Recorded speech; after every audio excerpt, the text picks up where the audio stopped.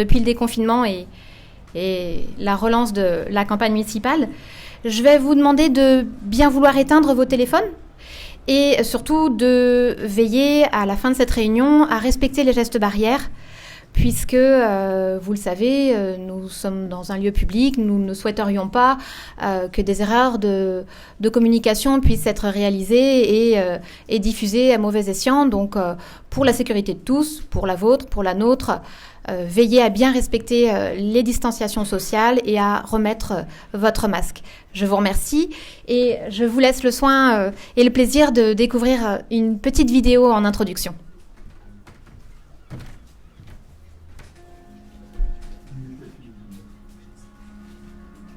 Lorient, la ville de toutes les aventures. Des langues sauvages du Paloudique aux rives majestueuses des Pondichéry. Lorient, la ville de tous les défis. Pêcheurs courant jusqu'aux mers d'Irlande et Celtique. Et ajusteurs, œuvrant pour la grande forme du score. Lorient, la ville de tous les symboles. De l'âge d'or du commerce maritime au nouveau symbole germain. Lorient, la ville de tous les contrastes. La ville de la terre pour vivre, la ville de la mer pour resplendir.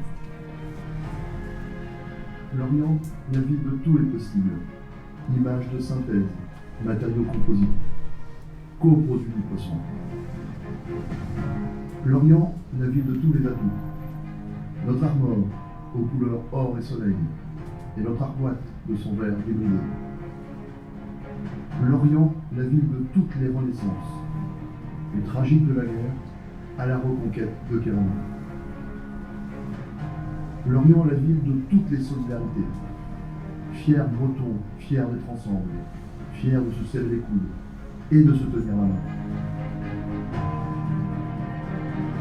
Lorient, la ville de toutes les réussites, des fières frégates de la Royale à l'imposant paquebot de l'UBS. Lorient, la ville de toutes les passions, la ville du football autrement, et l'autre capitale de l'Interceltique.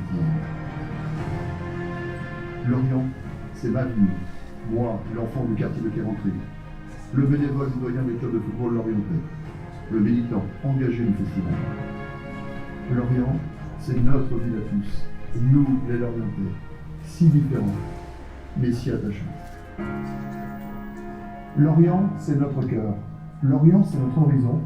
Lorient, c'est notre passion.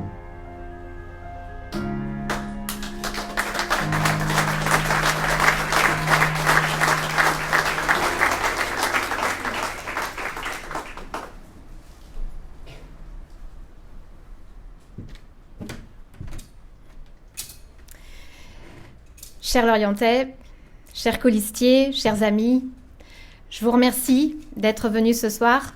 Je vous remercie d'être venus si nombreux. Ça fait chaud au cœur de voir cette salle remplie. On a 20 personnes en bas qui n'ont pas pu monter. Je regrette que ce contexte sanitaire soit une contrainte pour nous et que nous n'ayons pas pu donner libre accès à tout le monde pour participer et assister à ce meeting. Je m'appelle Aurélie Martorell, je suis deuxième de la liste conduite par Fabrice Loher et je me réjouis tous les jours d'être aux côtés de colistiers passionnés, ambitieux, enthousiastes, compétents, motivés, qui ont porté cette campagne et qui se tiennent debout derrière Fabrice Loher.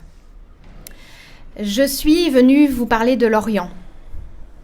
Lorient, c'est notre identité, c'est la ville qu'on chérit, c'est la ville où nous travaillons, c'est la ville où nous nous rencontrons, c'est la ville où nous vivons, c'est celle qui nous accueille, c'est celle qui nous protège, c'est celle qui nous fait vivre, c'est celle qui nous promet un avenir et c'est celle qui prépare l'avenir de nos enfants. Inversement, c'est nous les Lorientais qui faisons de Lorient ce que nous souhaitons qu'elle soit. C'est nous qui portons sa dynamique et c'est nous qui sommes à son image comme elle est à notre image. Je suis venue également vous parler de Fabrice Loher, du candidat, mais aussi et surtout du citoyen.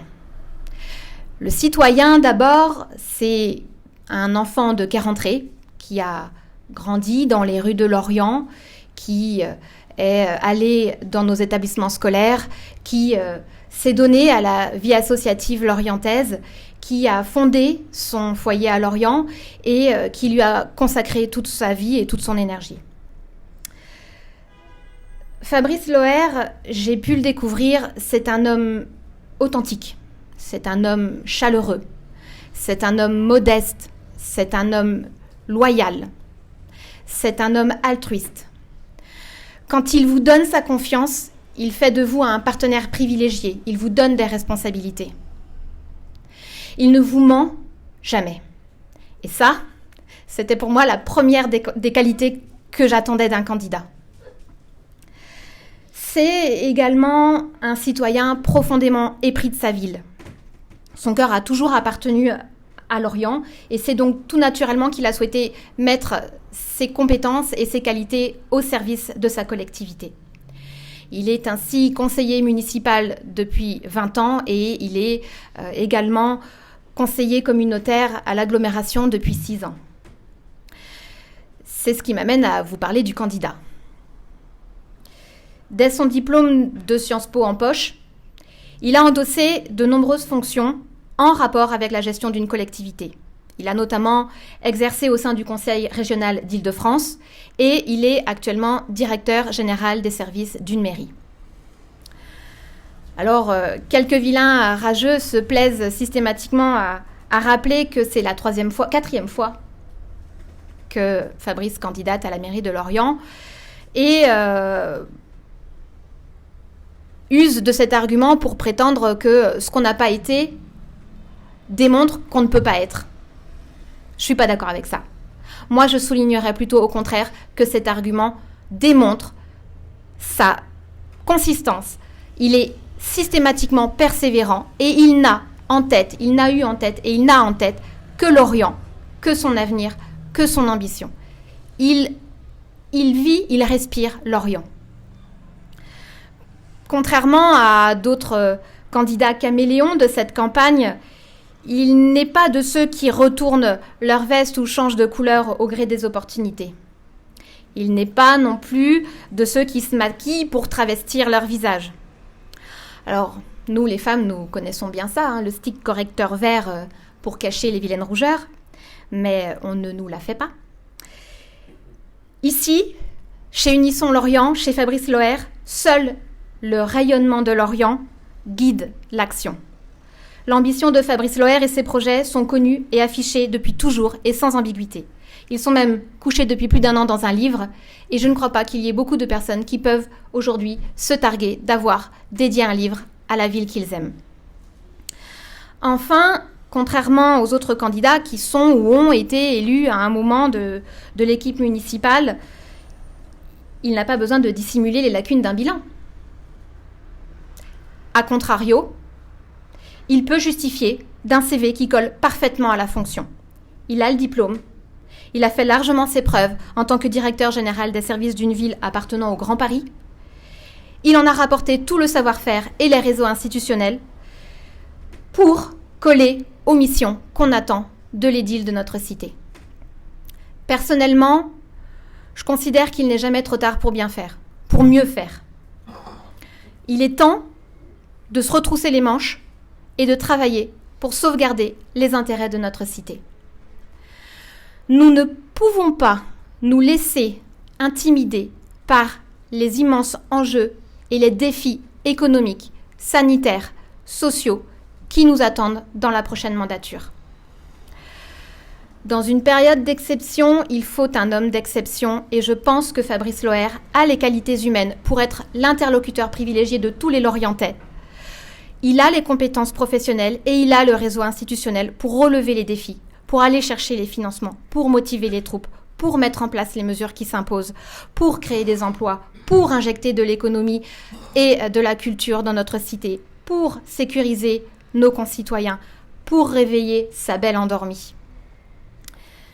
Il est des moments dans la vie où nous nous trouvons à la croisée des chemins et nous devons choisir une voie plutôt qu'une autre.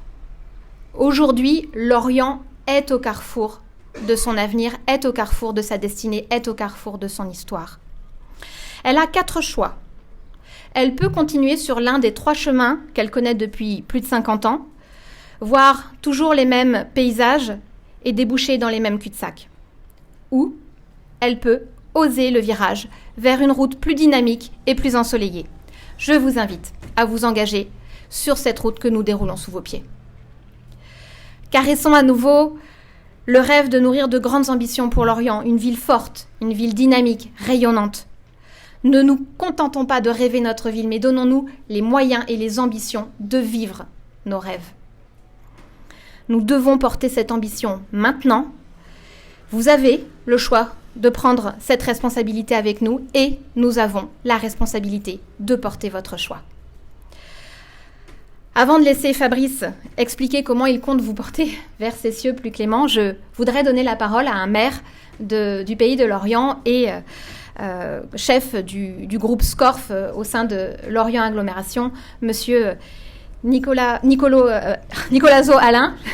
C'est toujours sur la fin qu'on trébuche. Et je vous remercie de bien vouloir lui réserver votre plus chaleureux accueil. Monsieur Nicolazo.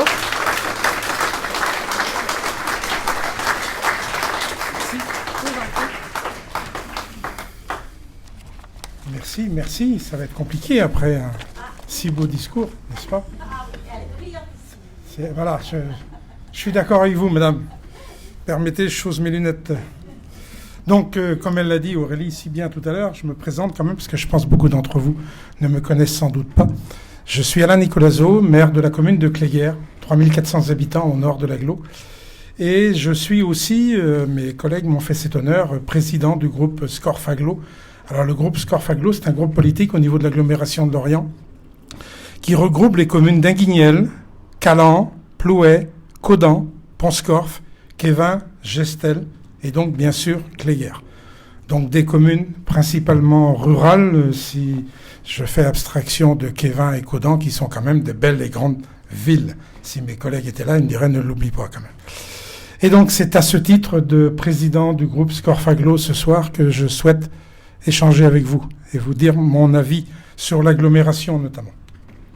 Alors, nous sommes 8 maires modérés, pour la plupart non encartés, je le précise, mais avec de réelles ambitions pour le territoire de Lorient Agglomération et plus largement sur le pays de Lorient. Nous souhaitons clairement une gouvernance totalement différente de ce qui s'est passé, de ce que nous avons connu depuis 2014, où un choix radicalement politique a été fait. Et malgré cela, nous avons, au cours de ce mandat, que ce soit le groupe de Fabrice ou le nôtre, pris une large part dans les discussions, dans les rénovations de l'agglomération. Mais nous n'avons malheureusement pas souvent été entendus parce que, à nous tous, nous faisions 21 voix alors que la ville de Lorient faisait 19 voix à elle toute seule. Donc c'était difficile de se faire entendre. Pour nous, la gouvernance que nous souhaitons doit être partagée entre les différentes composantes du territoire et respectueuse des 25 communes qui la composent. Nous avons la chance d'avoir un territoire très diversifié, tant du point de vue de sa nature que du point de vue de son économie. Sa nature, très riche, du littoral avec sa composante maritime, mais ses rivières, le Scorff, le Blavet, ses ruisseaux, ses bois et ses forêts, et sa zone très verte, très diversifiée avec une agriculture très dynamique. Sa nature, très riche, du littoral avec sa composante maritime, ses rivières et ses ruisseaux, j'en ai parlé tout à l'heure, et donc son économie avec des piliers très forts que sont le maritime, l'agroalimentaire et le tourisme, pour ne parler que de ceux que je considère les 3 plus importants à ce jour. Le développement économique doit être, Fabrice, et tu l'as souvent dit, une priorité du futur mandat du maire, mais aussi de la future agglomération. Et qui mieux que Fabrice sur cette ville pour aider l'agglomération à développer cette activité. Nous voyons poindre des difficultés sur l'aéroport, sur le port. Je ne l'ai pas dit tout à l'heure, je suis administrateur de Caromont. Notamment sur ces 2 axes forts de notre économie. Qui pourra relever ces défis ? Nous voyons se développer de nouvelles demandes de consommation au niveau alimentaire. Allons-nous laisser les dirigeants détruire ce qui existe ou au contraire faire vivre ensemble, côte à côte, plusieurs façons de produire notre alimentation en bonne intelligence et chacune respectueuse de la nature et de la qualité de notre santé. Les maires de Scorfaglo connaissent ces questions de la ruralité, l'agriculture, l'habitat, l'éducation et les déplacements avec les problématiques spécifiques au monde rural. Nous avons un territoire avec des richesses importantes, humaines d'abord, donc en capacité d'innovation vers l'économie de demain, et naturelle aussi. J'ai parlé du maritime, j'ai parlé de l'agriculture, j'ai parlé de la forêt, je parlerai demain du solaire, de l'éolien, du tourisme, de la technologie. Nous avons besoin, et grandement besoin, de créer de nouveaux emplois. Mais là non plus, ce n'est pas en détruisant notre système de production actuel, mais en l'adaptant que nous y arriverons. Il faut être très pragmatique. Le cas actuel de la SBFM est emblématique des réflexions à mener. Comment adapter nos entreprises aux évolutions sociétales demandées par nos concitoyens en tenant compte des évolutions possibles sans faire table rase de l'entreprise? Je n'ai pas abusé de votre temps, mais voici quelques idées d'évolution que nous souhaitons dans la mandature à venir. D'aucuns pourraient me dire qu'il s'agit d'une élection municipale et que mon intervention concernant l'agglo est hors contexte. Bien au contraire. La coordination entre l'Orient et l'agglomération est primordiale pour que les deux réussissent en travaillant de concert. Nous aurons besoin au niveau de l'agglomération d'une gouvernance qui tienne compte d'abord de l'intérêt des 25 communes et de ses habitants. Nous aurons besoin d'une gouvernance qui ait une vision claire de l'avenir dans un objectif partagé. Et voilà pourquoi nous avons besoin à Lorient d'une équipe en capacité d'accompagner l'agglomération dans cette politique nouvelle d'adaptation, en respectant le passé, mais en évoluant rapidement vers nos besoins de demain. Nous avons clairement confiance en Fabrice et son équipe, avec qui nous avons beaucoup travaillé depuis 6 ans. Nous avons confiance en Fabrice, qui est le seul candidat lorientais à être venu nous voir pour échanger sur notre façon de voir l'agglomération. Ceci montre bien qui a l'agglomération dans son viseur et qui ne l'a pas. Qui veut que seul Lorient dirige l'agglomération? Je vous laisse juge.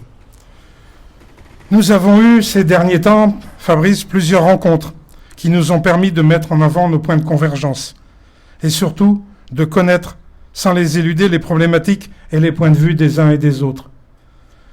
Tu nous as respectés dans nos points de vue différents. Tu nous as écoutés.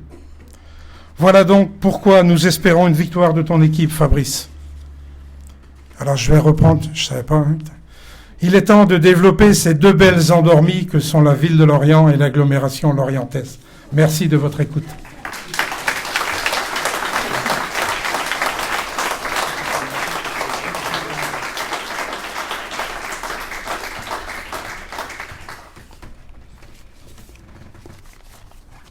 Merci, cher Alain. Merci, chers amis. Est-ce que vous m'entendez bien? Peut-être que je parle un peu plus fort. Ça ira mieux comme ça? Voilà. Je pense que vous avez d'abord découvert un nouveau talent, je l'espère, de la politique lorientaise, la politique au sens noble du terme. Et je veux saluer le talent formidable d'actrice, d'abord, parce qu'elle a une formation personnelle en tant qu'actrice, elle a travaillé dans le milieu culturel, mais elle sera surtout demain, je l'espère, une formidable adjointe à mes côtés. Je vous propose d'applaudir de nouveau Aurélie Martorell, qui le mérite vraiment.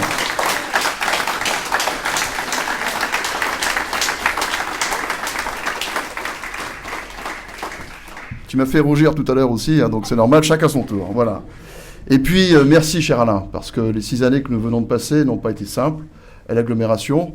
Nous avons vécu dispersés en 2 groupes d'opposition, mais nous l'avons vécu de manière constructive, toujours, vis-à-vis de la majorité. Et il nous faut aujourd'hui nous projeter sur un autre avenir, et je sais que nous le ferons ensemble. En tous les cas, si les électeurs lorientais nous font confiance dimanche, nous travaillerons ensemble de concert, et tu viens de le rappeler, et ça fait chaud au cœur.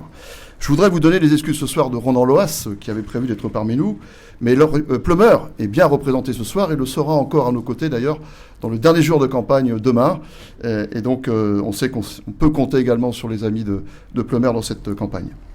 Salue notamment Jean-Guillaume Gourlin, qui a bien voulu faire savoir le soutien de son mouvement, l'AREM, pour cette fin de campagne. Et on est très heureux de pouvoir compter sur le soutien de ce grand mouvement.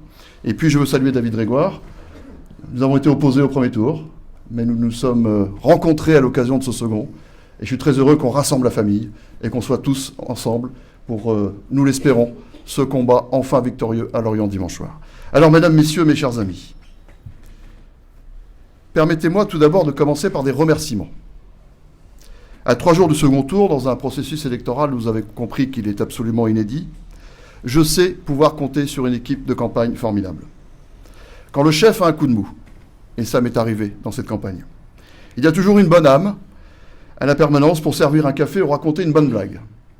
Quand les sollicitations explosent, et elles explosent vraiment là ces derniers jours, il y a toujours un volontaire pour alléger le quotidien des tâches matérielles. Quand l'interlocuteur au téléphone dépasse les bornes, et c'est arrivé également ces derniers jours, il y a un proche qui murmure « c'est pas grave, ça va le faire quand même ». Cette équipe a le talent des équipes victorieuses. J'espère sincèrement que je leur apporterai, que vous leur apporterez le sel de la victoire dimanche prochain. Je pense qu'ils méritent effectivement les applaudissements.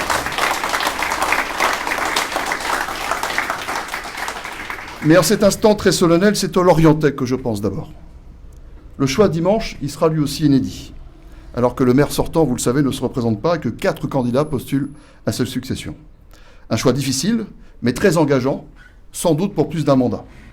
Alors je voudrais tout simplement ce soir essayer de vous donner quelques clés à votre réflexion, et je parle aussi, je vous le signale, pour les amis qui nous suivent sur le Facebook Live, donc à vous, les 75 présents ici dans cette salle Colbert du Palais des Congrès, et aux dizaines ou aux centaines, on le saura tout à l'heure, de spectateurs de ce Facebook Live. Donc à votre réflexion, livrez quelques clés d'ici dimanche soir, au moment crucial de glisser le bulletin de vote dans l'urne. Chacun est candidat pour ses propres raisons. Et je ne ferai l'injure à personne de penser qu'il n'est question que d'ambition personnelle ou d'ego mal placée dans cette campagne. Je demande donc qu'on me laisse aussi ma part de vérité et de sincérité. Et ce soir, au-delà de tous les arguments rationnels que j'ai défendus et présentés au cours de cette campagne, au-delà même du programme sur lequel s'est construite la liste Unisson Lorient, je voudrais tout simplement vous parler avec mon cœur, très simplement. Un peu comme l'a dit Aurélie. J'aime Lorient. J'aime ma ville. J'aime ces gens. Beaucoup sont des amis. Il y en a ici dans la salle. Mais même l'inconnu de nom ne l'est pas tout à fait de visage. Nous sommes près de 58 000 habitants, mais nous formons finalement un grand bourg, comme on dit. Un peu plus grand que Cléguer, mais où on peut quand même trouver des visages connus. Un grand bourg où finalement tout le monde se connaît. C'est la vie à la lorientaise, celle que nous aimons, celle que nous partageons ensemble. Il y a un mot qui a une immense importance à Lorient. C'est le mot de solidarité. La solidarité, c'est l'ADN de la ville. Celle des gens de mer, celle des employés de l'Arsenal, celle des bénévoles associatifs et celle des multiples métiers qui ont fait la richesse de la ville. Pour vous qui avez peut-être suivi le débat sur France 3, vous savez que j'ai choisi de porter le souvenir de Louis Baudelio comme portrait lorientais qui serait posé sur mon bureau de maire pendant ces 6 prochaines années. Pour me rappeler chaque jour de ce prochain mandat que le but ultime de notre action politique sera le bien-être de tous, une vie meilleure pour chacun de nous tous, une attention toujours portée à son prochain, le refus de laisser quiconque sur le bord du chemin. Ce n'est pas de la condescendance, c'est une éthique de l'action et une obligation dans une ville où, je le rappelle, un Lorientais sur 5 vit sous le seuil de pauvreté et près de 19% d'entre eux en recherche d'emploi. Là est le premier scandale de la majorité sortante, majorité à laquelle les 3 autres candidats ont appartenu à un moment ou à un autre ces dernières années. C'est leur échec, c'est leur aveu d'impuissance. Pourquoi ferait-il mieux demain ceux qui n'ont pas pu ou su réaliser hier? D'ailleurs, regardez bien dans les programmes, aucun des 3 n'aborde la question de la pauvreté et de la solidarité dans la ville. en quelque sorte, cacher ces pauvres que je ne saurais voir. Alors oui, avec les amis de la liste Unissons Lorient, nous assumons une méthode différente, elle aussi inédite à Lorient. Nous avons besoin de créer, j'ose le mot, des richesses nouvelles. Nous avons besoin d'attirer des entrepreneurs, des investisseurs, non pas pour enrichir quelques-uns, mais pour créer des emplois, et de préférence des emplois qualifiés, durables, pérennes, afin de répondre aux défis de la pauvreté et du chômage à Lorient. Voilà pourquoi nous faisons de la reconquête économique et de la création d'emplois notre absolue priorité. Voilà pourquoi nous répondons aux défis de la récession économique née de la crise sanitaire par un plan de relance qui, à la différence des autres listes, est déjà prêt à être mis en œuvre. Voilà pourquoi nous annonçons la mobilisation de 100 millions d'euros de fonds européens pour investir massivement dans la croissance verte et l'économie bleue, avec à la clé 3 000 emplois directs dans les 6 prochaines années. La meilleure réponse à la pauvreté, c'est l'emploi.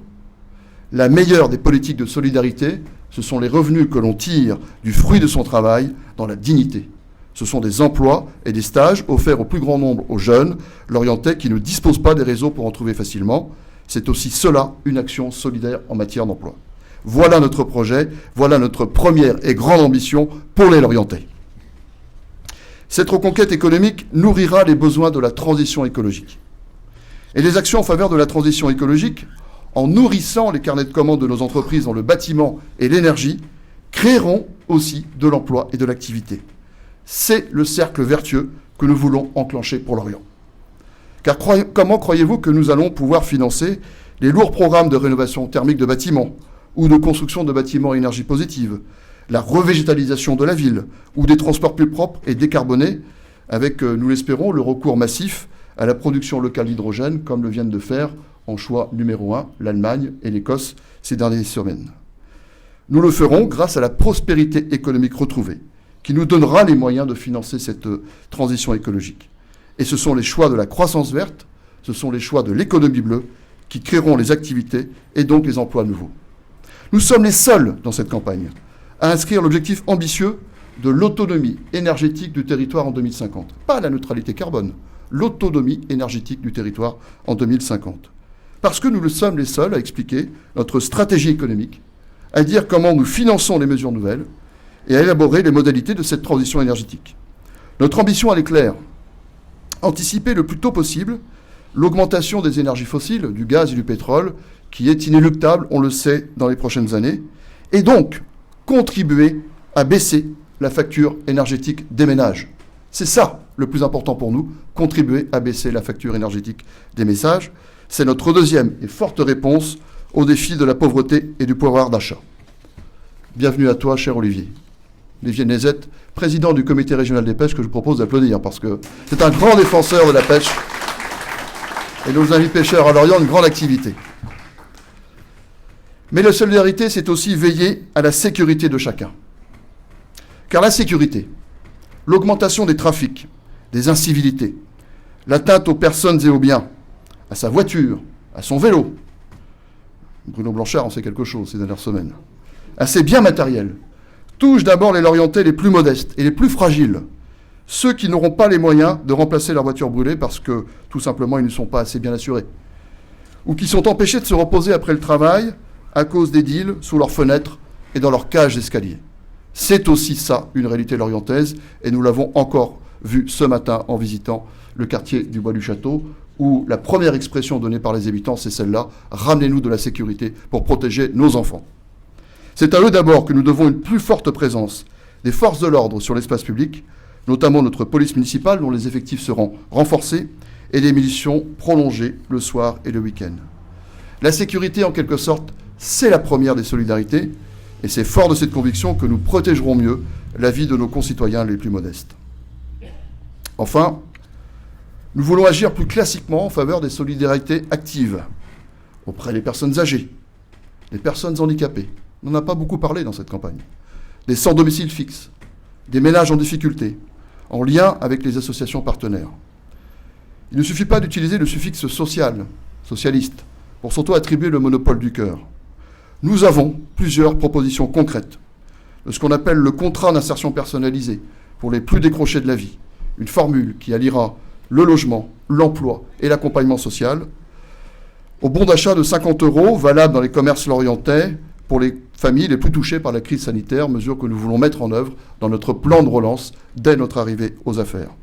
En passant là aussi par des aides revalorisées aux associations caritatives qui font un travail formidable de solidarité du quotidien dans la ville, et Dieu sait si elles ont du travail face à eux. Ces associations méritent d'être soutenues avec une très grande attention. Et ce sera la feuille de route des adjoints et conseillers délégués qui, dans mon équipe, seront en charge de ces questions. J'ajoute un mot très personnel en faveur de la vie associative. Aurélie en a parlé un peu tout à l'heure. Elle est le premier lieu de solidarité entre Lorientais, qu'importe leur domaine d'activité et leur objet social. L'association, c'est le premier facteur d'intégration dans la ville, l'expression de la vie collective la plus aboutie. La vie associative a perdu des moyens importants ces dernières années. Je pense par exemple à la fermeture de l'espace Cosmao du Manoir, qui n'a jamais été remplacé. Et il faut d'ores et déjà s'inquiéter du devenir de la maison des associations de la cité Allende. Je sais ce que je dois, dans ma vie d'homme, aux associations dont je suis membre, le Festival interceltique bien entendu, mon club de football de toujours, Lorient Sport. Et je serai le premier défenseur des associations une fois élu maire. Alors je pourrais évoquer bien d'autres aspects de cette plus grande solidarité que nous voulons entre Lorientais, mais je voudrais finir de vous donner d'autres bonnes clés du vote de dimanche prochain. Au fond, Unissons Lorient, nous représentons bien le seul vote utile pour le changement. Si l'on veut bien considérer que les 3 autres listes sont toutes, à un moment ou à un autre, issues de ce système, je le qualifie, désolé, PS déliquescent, celui qui envoie Lorient dans le mur de plus en plus. D'ailleurs, pour les héritiers qui se revendiquent encore du PS, ils n'ont plus de socialistes que de nom. Leur seule ambition, c'est de sauver le bastion. Quelle ambition sociale pour la ville. Ou de garder Lorient à la gauche. Quelle ambition économique pour la ville. Ont-ils encore une ambition sociale de progrès? On peut véritablement se poser la question. D'ailleurs, le spectacle incroyable de division auquel nous assistons depuis plus de 2 ans est lui aussi inédit. Et il en dit long sur la capacité de tous ces candidats à répondre aux défis que j'ai exprimés dans ce propos, les défis de la pauvreté, défis du chômage, défis de la baisse du pouvoir d'achat de beaucoup de Lorientais. Ni la liste Tonnerre, ni la liste Blanchard ne peuvent incarner un quelconque espoir pour les demandeurs d'emploi ou les jeunes en recherche de perspectives. La première liste court après les propositions de ses concurrents, dont beaucoup les nôtres, et n'exclut pas d'augmenter les impôts, même s'il a tenté aujourd'hui de corriger son lapsus révélateur. Pourtant, impôts à un niveau déjà record à Lorient. L'autre liste, qui assume davantage l'héritage du maire sortant, tente en fin de parcours une fuite en avant sur les dépenses publiques, qui amènera au même résultat. Je ne ferai pas ici la publicité des dernières mesures, vous en prendrez connaissance dans la presse, mais vous verrez, c'est tout à fait révélateur. Ça ne conduira qu'à une seule issue, l'augmentation des impôts, et là aussi l'absence de toute perspective d'amélioration de la situation économique et sociale. Reste la liste Girard, celle autoproclamée écologiste. Nous avons souligné au cours de cette campagne de second tour que, derrière l'apparence débonnaire de la tête de liste, que je connais bien, je l'ai dit, nous sommes tous Lorientais, nous nous connaissons ici, dans le grand bourg de Lorient, derrière son apparence débonnaire, figure la cohorte des habituels agitateurs du Parti communiste du Front de gauche. C'est pas innocent. Ici même, au mois de janvier, quand le président de Lorient Agglomération présentait les vœux à la population, la plupart des invités étaient bloqués par une manifestation à la tête de laquelle on retrouve la plupart des candidats sur la liste Girard. D'ailleurs, le naturel reprend vite le dessus, comme l'a montré la participation de M. Girard et de ses amis à une manifestation contre les soi-disant violences policières à Lorient. C'est grave. C'est-à-dire que le candidat à l'exercice des pouvoirs de police du maire, qui est un pouvoir important, un pouvoir régalien du maire, participe à une manifestation contre ceux auxquels il est censé faire appel, il serait censé faire appel pour assurer l'ordre, la sécurité et la tranquillité publique. Voilà la première réalité de cette liste qui épouse, effectivement, je le dis et je l'assume, les thèses de l'extrême gauche contre l'État policier. Je me rappelle qu'on est à Lorient, quand même, et qu'il va falloir ramener le débat à des choses un peu plus sereines et un peu plus tranquilles. Que dire du programme économique de M. Girard? Questionné sur France 3, encore une fois, pour ceux qui ont suivi le débat, sur le risque de décroissance que recelait son programme, il a mis au défi de lui citer une mesure allant dans ce sens. Alors oui, je vais relever le défi. Ce n'est pas une mesure, c'est l'ensemble de son programme économique qui est insignifiant, qui ne répond à aucune des problématiques de sauvegarde et de croissance de l'emploi et du pays de l'Orient. M. Girard organise en fait la décroissance des activités économiques et donc à terme la désintégration économique du territoire. Et la menace la plus forte est peut-être d'ailleurs pour notre pêche, notamment la pêche hauturière, celle qui amène de la richesse, ici, à Kéroman, dont dépendent une partie des 3000 emplois directs du secteur de Kéroman. Cette pêche hauturière qui est la plus menacée par les amis lobbyistes verts de M. Girard au Parlement européen. On ne peut pas, à l'Europe, au Parlement européen, être contre la pêche des poissons de grand fond et venir ici défendre les pêcheurs à Kéroman. Il y a là une contradiction, une de plus, qu'il faudra qu'il relève si, malheureusement, il devait être élu maire le 28 juin prochain. Autant dire que nos concitoyens les plus modestes, ceux qui vivent sous le seuil de pauvreté, ne peuvent rien attendre de cette liste. Alors on pourrait croire au moins que le programme de transition écologique porte une certaine ambition.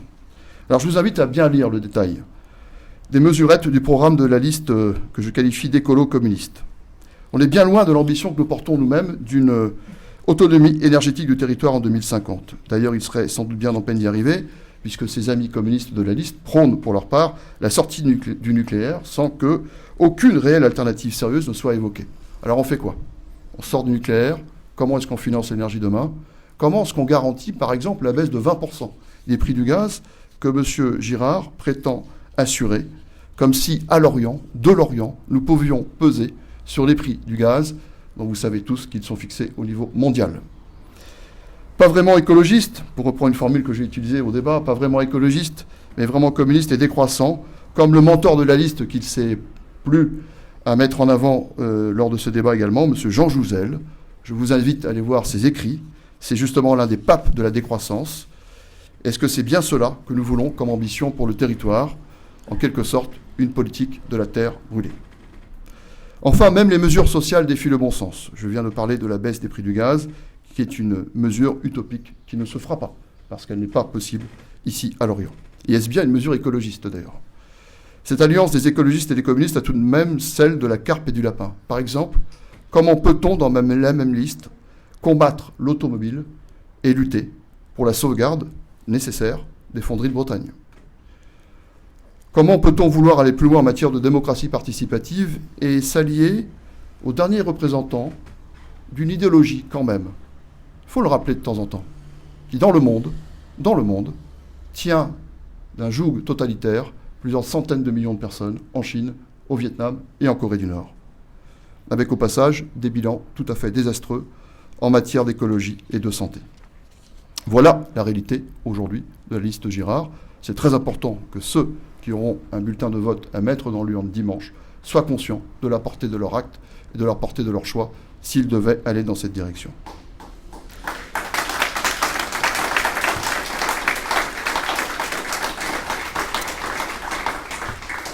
Pour autant, mes chers amis, dimanche, ce n'est pas un vote par défaut que je vous demande de faire. C'est d'abord un vote de réflexion. Ne vous laissez pas entraîner par les sirènes, effectivement, d'une liste verte aux rougeurs très affirmées. C'est ensuite un vote de cœur. J'ai essayé d'exprimer ce soir le choix de notre liste pour les solidarités, pour une conception moderne des solidarités. Je vous propose de choisir, effectivement, et je l'assume, le projet de progrès économique, écologique et social de la liste Unissons Lorient, qui rassemble d'ailleurs de plus en plus de familles d'idées sur la ville, comme l'ont montré les derniers ralliements de la semaine. C'est un vote d'espoir pour un avenir meilleur pour nos jeunes, pour une dignité retrouvée pour nos concitoyens les plus fragiles, pour une attention plus soutenue envers nos aînés et nos concitoyens handicapés. C'est un vote de rassemblement, bien dans l'esprit de notre liste diverse et représentative des forces de l'Orient. C'est le vote de la fierté d'être lorientais. C'est le vote passion pour une ville que nous aimons de toutes nos forces. C'est un vote d'enthousiasme pour un nouveau rêve lorientais. Dimanche, ensemble, c'est un nouveau chapitre de l'histoire de la ville que nous allons écrire ensemble, avec tous les Lorientais. Je compte sur vous. Vous pouvez compter sur mes colistiers et moi-même. À dimanche pour un nouveau départ.